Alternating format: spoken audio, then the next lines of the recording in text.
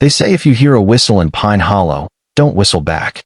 Last night, I did. I was driving through northern Oregon, past midnight, when my car broke down near a place locals call Pine Hollow. The GPS glitched, no signal, and fog rolled in so thick it looked alive. I grabbed a flashlight and followed a dirt path into the forest, hoping to find help. The woods were dead silent. No crickets, no wind, just the sound of my boots on wet leaves. Then, from somewhere ahead, I heard it, a whistle. 3 short notes. Almost human. I froze. I remembered a story I'd read online. Campers said a thing in these woods mimics voices and whistles to lure people off the trail. I tried to ignore it, but then it came again. Closer, clearer. Against every bit of logic, I whistled back. 3 short notes. The reply came instantly, right behind me. I spun around, no one. Just fog and trees. My flashlight flickered. When it came back on, there were wet footprints on the ground. Bare feet, leading deeper into the forest. I followed them, shaking, until they stopped beside a tree carved with symbols. I knelt down and saw something hanging from a branch, a rusted sheriff's badge with dried blood on it. Then the whistle came again, this time from inside my ear. I dropped the flashlight. Before it hit the ground, something grabbed my wrist, cold and soft, like wet clay. It leaned close enough for me to feel its breath and whispered, "You shouldn't have answered." Everything went dark. The next morning, a ranger found my car still idling on the road, door open, headlights on, but no sign of me. Just 3 whistled notes recorded on the dashcam audio.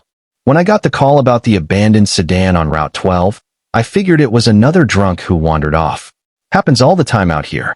But when I saw the car, headlights still on, engine humming, door wide open, I knew something was off.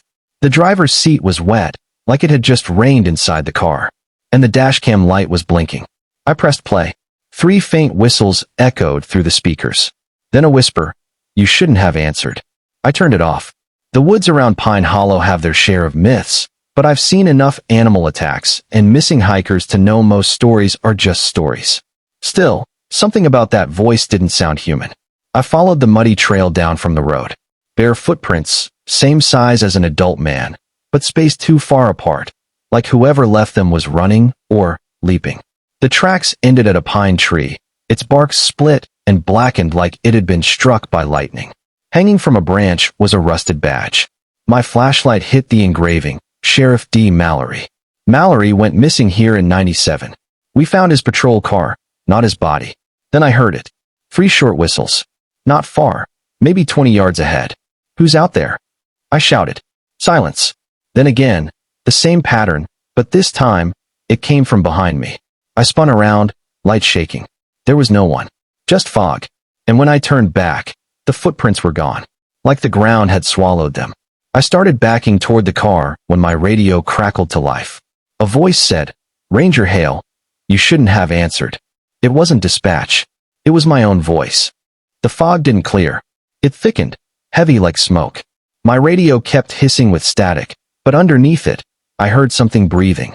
Slow, deep, matching my own. I tried to call dispatch again. "This is Ranger Hale, checking Route 12, Pine Hollow. Possible missing person." No response. Just static. Then, a voice layered under it.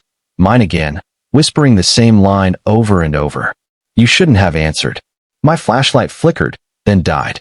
I hit it a few times, nothing. But even without it, I saw a faint light ahead, flickering through the trees. A fire. When I reached the clearing, there were 3 tents set up around a small campfire. They looked recent, still warm mugs, an open map marked Pine Hollow Trail. But no people. I called out, "Anyone here?" Something shifted behind the nearest tent. I drew my sidearm and stepped closer. That's when I saw the carvings. On every tree, circles, symbols, and one phrase scratched deep into the bark. "Don't answer the call." Then the whistling started, this time from inside the tents. 3 short notes. Then a pause. Then my own voice, whispering from the dark. "Hale." I yanked open the first tent, empty. The second, empty. The third. It was me, sitting cross-legged, eyes open, lips cracked and pale. The same uniform, same badge, same scar on the jaw. He, or it, looked up and smiled. Then he raised 2 fingers to his mouth and whistled. Everything went white. When my vision came back, the fire was gone. The tents were gone, and I was standing on the road again, next to the same car from before, engine running, headlights on, door open. Only this time, the ID on the dash didn't say Ranger Hale. It said Sheriff D. Mallory. Morning light cut through the fog. The world looked normal again, too normal. Birds chirping, soft wind, no sign of what happened last night. I stood by the car, the sheriff's car, trying to remember who I was. The badge said Sheriff D. Mallory, but the name felt wrong in my mouth. My head throbbed like a bad hangover. The radio crackled again. Ranger Hale, do you copy? Static. Then, faintly, we've got a report of an abandoned sedan on Route 12. Might be connected to the missing traveler. The same words I'd heard before. Word for word. I looked at the tree line. Something was standing there, tall, gray, motionless. The fog curled around it like smoke around a candle flame. It didn't move, but I could feel it watching. I climbed into the car and turned off the engine. The key didn't fit, but it turned anyway. The headlights flickered, and in the reflection, sitting in the back seat, was me. Face blank, eyes black, lips moving silently. I stepped out and slammed the door, breathing hard. That's when the whistling started again. 3 short notes. But now, the echo came not from the woods. It came from inside my chest. I felt something shift under my skin, like the forest was crawling in. My voice whispered inside my skull. You shouldn't have answered. Then I saw the footprints. Bare. Wet. Leading back into the woods. Mine. I followed them, like I always do. Because that's what happens here. You hear the call. You answer it. You vanish. Then you become the next voice that calls back.